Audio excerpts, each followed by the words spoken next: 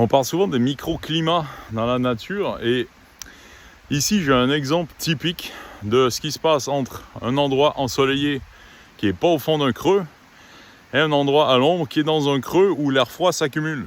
Donc la montagne au soleil, toute sèche, toute chaude et où il fait carrément bon, ok.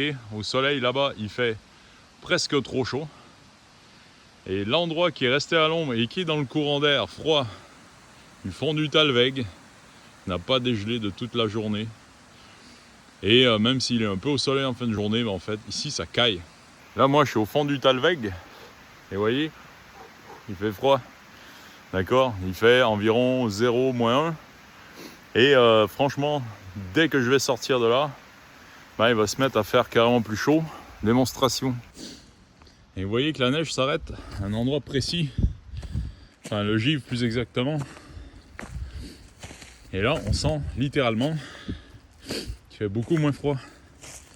Je suis sorti de la masse d'air froid.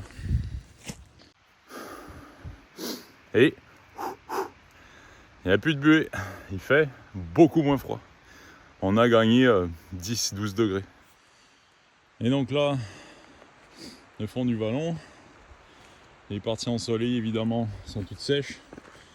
Et là je vais sortir au soleil. C'est incroyable la différence.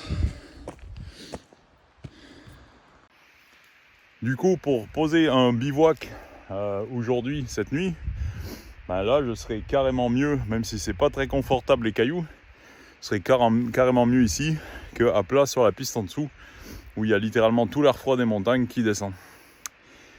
Résultat des courses, lisez le paysage, faites gaffe aux creux, faites gaffe aux crêtes, faites gaffe à l'exposition au vent dominant aussi évidemment, mais là l'idée c'est d'éviter les fosses à froid, se mettre sur les hauteurs pour éviter l'air froid.